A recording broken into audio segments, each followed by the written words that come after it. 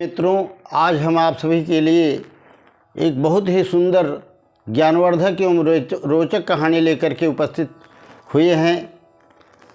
आप लोग हमारी कहानी को बड़े प्रेम से सुनते भी हैं, पर थोड़ा सा कष्ट इस बात का है कि आप लोग लाइक एवं सब्सक्राइब करके कमेंट नहीं करते। मित्रों, लाइक करके कमेंट अवश्य कर दीजिएगा और हमें सजेशन भी दे दीजिएगा ताकि मैं अपनी कमियां सुधार सकूं। तो देर न करते हुए आइए हम कहानी पर चलते हैं। पूर्व काल में किसी राज्य में एक बहुत ही धनी सेठ रहा करता था। उसके पास किसी प्रकार की धन संपत्ति की कमी नहीं थी, महल अटारियाँ भी थी, पर उससे सबसे बड़ा दुख यह था कि उसके पास कोई संतान नहीं थी। अब संतानहीनता के कारण सेठ सेठानी दुखी रहा करते थे, पर वो भगवान के भक्त थे। सेठानी प्रतिदिन भगवान की पूजा किया करती थी और उनसे संतान के लिए प्रार्थना किया करती थी। काफ़ी दिन व्यतीत हो गए। सेठ ने उसको मना भी किया कि अगर भगवान को यही मंजूर है तो हम लोग निसंतान रह लेंगे, कोई ऐसी दिक्कत नहीं है। पर सेठानी का जी नहीं मानता था। जब वह सेठ अपने काम पर चला जाता तो वह भगवान की पूजा नित्य प्रति करती और संतान के लिए प्रार्थना करती। एक दिन वो पूजा के बाद जो है पक्षियों को दाना चुगा रही थी। उसका नित्य की आदत थी, वो पक्षियों को पूजा के बाद दाना फेंक करके चुगाती थी। तो एक दिन उसने देखा कि उसके छत पर जो है एक मैना पक्षी का जोड़ा आया और कुछ दिन के बाद घोंसला बनाकर वहीं रहने लगा और मैना पक्षी ने अंडा दिया और वो लोग उसको आकर के साथ संभाल करते सेते अंडे को। अब वो कुछ दिन के बाद सेठानी देखती क्या है कि एक दिन मैना पक्षी का वह जोड़ा नहीं आया। अब वो उसके लिए चिंतित हो गई। वो बराबर देखा करती थी। कई दिन न आने पर वह उस अंडे को लगातार देखती रहती थी, मानो उसकी जान उसी में लग गई हो। हमेशा उसी को देखती रहती थी। और एक दिन उसने सेठ को बताया कि ऐसी ऐसी बात है। तो सेठानी एक दिन देखा कि उसका अंडा तो बड़ी तेज़ी से बढ़ रहा है। कभी थोड़ा बड़ा हुआ, उससे भी बड़ा हुआ, उससे भी बड़ा हुआ, और एक दिन तो वह अंडा बिल्कुल कद्दू के आकार का बड़ा हो गया, जिसको देख करके वह डर गई और अपने पति के साथ अंडे के पास गई। अंडे के पास जैसे ही गई तो वह अंडा जो है ढुलक करके उसके पैरों के पास आ गया और जैसे ही उस सेठानी ने उस अंडे को छुआ तो वह अंडा फट गया और उसमें से बहुत ही सुंदर परम सुंदरी कन्या निकली। वह कन्या को पाकर के दोनों बहुत खुश हो गए, धन्य हो गए कि शायद हो सकता है प्रभु ने हमारी प्रार्थना सुन ली हो और इसी रूप में मुझे कन्या प्रदान कर दी हो। हम लोग इसे अपनी बेटी की तरह पालेंगे। अब चूँकि मैना से पैदा होने के कारण, अंडे से पैदा होने के कारण उसका नाम मैना क्या होते हुए मैनावती रख दिया। अब मैनावती जैसे जैसे बड़ी होती जा रही थी उसकी सुंदरता में और निखार होता जा रहा था। उसकी सुंदरता की चर्चा बड़ी ज़ोर शोर से पूरे नगर में फैल चुकी थी।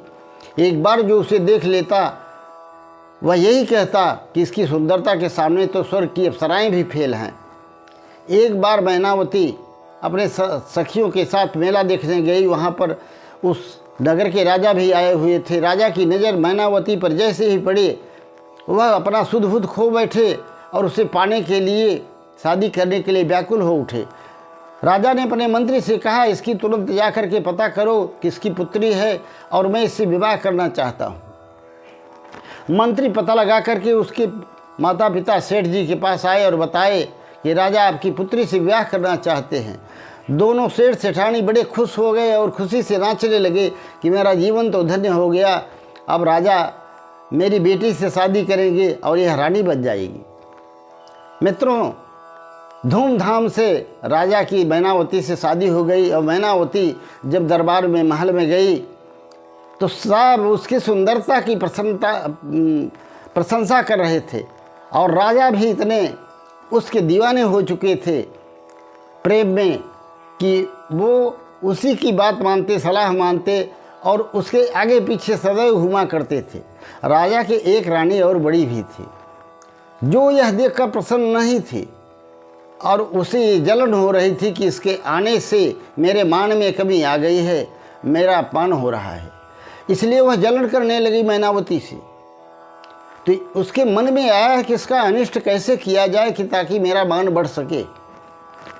एक दिन उसने बड़े प्रेम से जा कर के मैनावती से कहा कि बहन मैनावती, देखो हम लोग रानियां हैं, हम लोगों को हमेशा खतरा बना रहता है, इसलिए तुम हमें ये बताओ, ताकि तुम्हारी सुरक्षा के लिए मैं पूछ रही हूँ कि तुम्हारी जान कहाँ बसती है।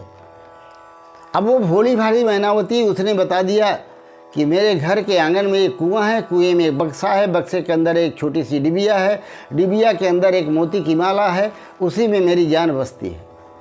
अब वो तो भोली भाली थी, उसने बता दिया। अब वो रानी की चाल को तो नहीं समझ पा रही थी। ये बड़ी रानी उसके बाद जो है गोताखोरों को बुलाया और पता बता करके भेज दिया कि जा करके किसी भी तरह से वो डिबिया हासिल करके मेरे पास ले आओ। गोताखोरों ने, जब उसके माता पिता सेठ सेठानी घर पर नहीं थे, उसी समय जा कर के कुएं में जा कर के और उस डिबिया को निकाल ले आए और ले जा कर के बड़ी रानी को दे दिया। बड़ी रानी ने जैसे ही उस डिबिया को खोल करके उस माला को, मोती की माला को अपने गले में डाला, इधर मैनावती की हालत खराब होने लगी, उसे तेज बुखार हुआ। राजा बड़े चिंतित हुए, सब परेशान हो गए, पूरी प्रजा भी चिंतित हो गई कि इतनी सुंदर और बुद्धिमान रानी को क्या हो गया है। पर मित्रों, मैनावती बच नहीं सकी। वह अंतिम क्षण में राजा से कहा कि देखो मैं मर जाऊं तो मुझे जलाना नहीं, एक बहुत बड़ा महल तैयार कर देना ताकि कोई उसमें अंदर प्रवेश न कर सके, और तुम वहाँ मुझे ले जा कर के लिटा देना और चारों तरफ से चहर दीवारी बनवा देना। अब इसके बीच मैनावती गर्भवती भी थी। आखिरकार मोती की माला जो बड़ी रानी पहनी थी वो न उतारने के कारण उसकी जान चली गई।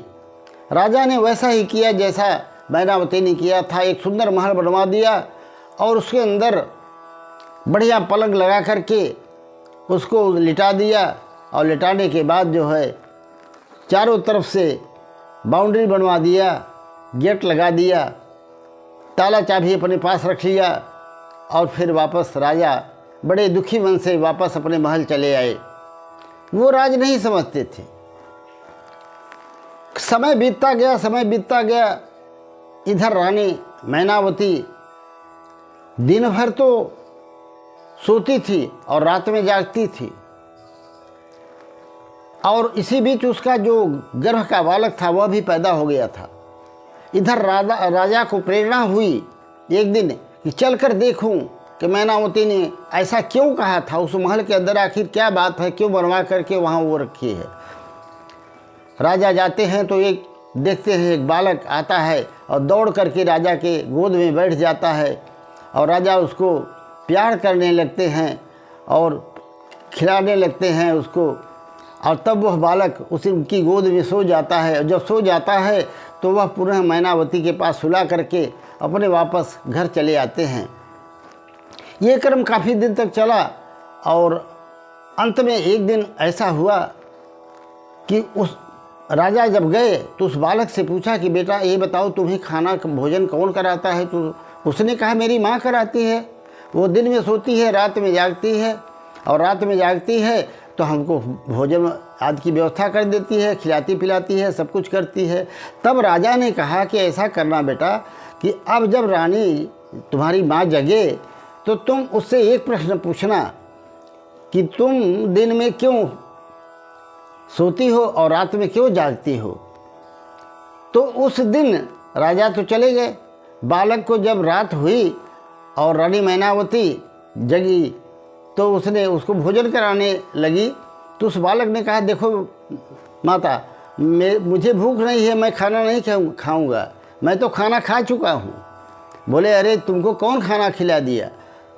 तो उस बालक ने बताया कि यहाँ के राजा आते हैं और मुझे बहुत प्यार करते हैं काफ़ी दिनों से, और वही मुझको खाना भी खिलाते हैं, और ज़्यादा खाना खिलाए, मुझे बहुत प्यार दिए, ये देखो बहुत से खिलौने हमको दिए हैं, और उन्होंने एक प्रश्न पूछा है कि तुम अपना ये राज बताओ कि तुम दिन में क्यों सोती हो और रात में क्यों जागती हो। उसने सारा वृत्तांत बताया कि बेटे कल राजा को आने दो और उनको रोक लेना, जब शाम हो जाए तो मैं जगूंगी तो उन्हें सब बता दूंगी। राजा को वह बालक को उस दिन शाम तक रोके रखा और जब रानी मैनावती जगी तो उसने सारा वृत्तांत बता दिया कि इस तरह से घटना घटी। और चूंकि बड़ी रानी दिन में माला को पहन लेती है तो मैं निष्प्राण हो जाती हूँ और निष्प्राण होकर के चारपाई पर पड़ी रहती हूँ, और रात्रि में वह उतार देती है तो फिर मेरी जान लौट आती है और मैं जग जाती हूँ। राजा को ये बात पता चली तो उनका तो आश्चर्य का ठिकाना नहीं, और उन्होंने सोचा भी नहीं था कि बड़ी रानी इतना बड़ा षड्यंत्र कर सकती है और मेरी प्रिय रानी की ये दुर्दशा कर सकती है। और उन्होंने मन ही मन सोचा कि इसका दंड तो उसे देना ही चाहिए। और राजा ने निश्चय कर लिया, आए और मोतियों की माला पहले तो उससे मांगे तो उसने कहा नहीं नहीं, ये मेरी माँ की दी हुई निशानी है, मैं इसे कैसे दे सकती हूँ राजा साहब। तो राजा ने सोचा ये तो आसानी से देने वाले नहीं है। तो उसके लिए राजा ने भी अपना दिमाग लगाया, जा कर के मैनावती के बेटे को फिर अपने महल में ले आए और रानी से कहा यह बहुत सुंदर बालक है, इसका पालन पोषण करो, हमारे कोई संतान नहीं है, तुम भी खुश रहोगी हम भी खुश रहेंगे। तो उसने कहा बहुत अच्छी बात है। और धीरे से राजा ने उस बालक को समझा दिया था, रानी के सामने नहीं, कि जब वो तुमको गोद में ले तुम माला पकड़ लेना और रोने लगना, चिल्लाने लगना, जब तक वो तुम्हें माला न दे दे।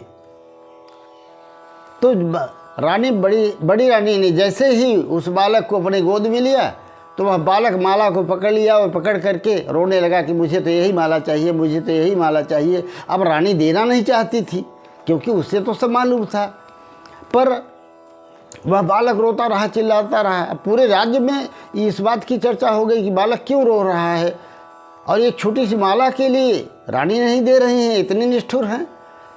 तब राजा वहाँ आए योजनानुसार और कहा, अरे रानी, अरे एक माला के लिए आप बच्चे का दिल दुखा रही हो, ये रानी का कर्तव्य होता है, तुम तो राजमाता हो, दे दो, बालक है थोड़ी देर खेलेगा उसके बाद फिर आपको दे देगा। आखिर हार करके बड़ी रानी ने वह माला उस बालक को दे दिया और बालक भी समझ गया था। वह राजा के पास आया और राजा तुरंत उस माला को ले जा कर के मैनावती के गले में डाल दिया। मैनावती जग उठी, उसके प्राण आ गए। मित्रों, इधर राजा ने आकर के बड़ी रानी को कहा कि देखो दो हम लोगों को दुश्मनों का हमला होने वाला है और तुम्हारे लिए ऐसी व्यवस्था किया हूँ कि ताकि तुम सुरक्षित रह सको, और तुम्हारे लिए एक तहखाना बनवाया हूँ, उसी में तुम रहो, सुरक्षित रहोगी। रानी डर के मानी तैयार हो गई और तहखाने में जाकर के बैठ गई। तो राजा ने बाहर से ताला बंद करके बता दिया कि तुमने जो जो करतूत किया है मैं सब जान गया हूँ, अब आजीवन तुम्हें इस तहखाने में ही रहना पड़ेगा और तुम्हें अब राजरानी के पद से हटाया जाता है। मैनावती पुनः आएगी। अब राजा रानी मैनावती को जाकर के पुनः लाए और राजरानी के पद पर उनको बिठाया और राजकाज पुनः चलाने लगे। खुशियों से घर भर गया, राजा भी खुश हो गए।